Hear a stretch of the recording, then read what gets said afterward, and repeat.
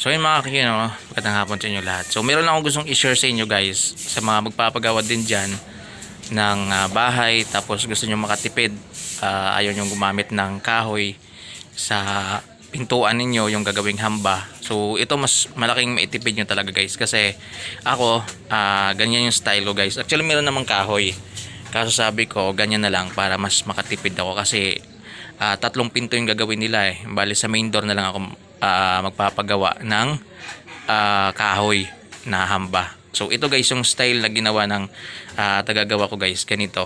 Ayan, hindi na siya gumamit ng ng hambang kahoy. Ayan, kumbaga ito parang finishing na lang, tapos inukita niya na lang dito para dito tumama yung pinto para hindi siya lumusot. So parang hamba na rin yung style niya. Ayan guys. So sobrang tipid talaga to guys. Pag ganyan oh. 'Di ba? So ito meron siyang dyan. So parang hamba na rin kung titingnan. So mas makatipid ka kasi pag ganyan yung ipapagawa mo. Lalo pag yung pinto lang din naman ay pang kwarto, yan pang kusina. Pero yung mga main door talaga, doon nyo gamitan ng ng kahoy, ng wood lumber talaga. So pero kung mga ganyan lang, ganyan maganda yung ganyang style. Yan. Matibay yan mga boss. Kasi yan din yung mga ginagawa dito sa amin. Halos ganyan din yung mga style nila. Para mas makatipid sila ng kahoy. Diba? Tapos dito yung lagayan ng ng bisagra. Ayan naglagay siya ng kahoy dyan. Kahoy para dyan ilagay yung tornilyo. Tapos kahoy din dyan. Diba? Mas makatipid tayo guys.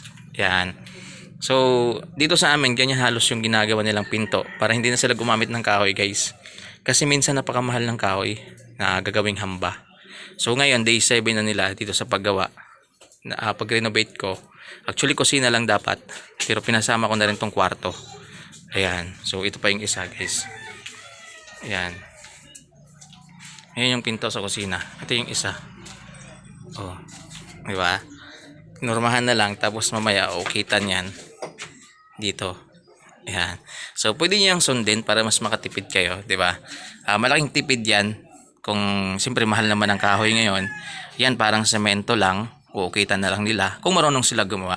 Sila kasi dito guys, master na nila yung ganyan eh, yung ganyang pagkagawa. Ayan di ba? May ukit dito. Tapos dito may kahoy, ayan may kahoy siya. Kasi dito yung parang butasan yan para sa doorknob. Di ba? Share ko lang. So wala namang masama kung sundin nyo o hindi. So mas maganda naman talaga yung kahoy. Yung sa akin lang kung nagtitipid kayo, 'di ba? Pang kwarto lang ganyan, pwede niyo sundin. Yan. So siniro ko lang para kahit papaano kung nagpapagawa kayo, makatipid-tipid kayo kahit papaano. Yan 'di ba? 'Di ba? Tapos sa kabila, same din. Ayan. So ayun lang guys, yun lang. Actually, na-finish na dun sa loob. Dito pa, pifinishing nila yan. Hanggang dyan. Tapos may kisame dito sa taas. Yun. Tapos yung CR, yung manhole ng CR, okay na rin. Na-finishing na rin para hindi mag-link.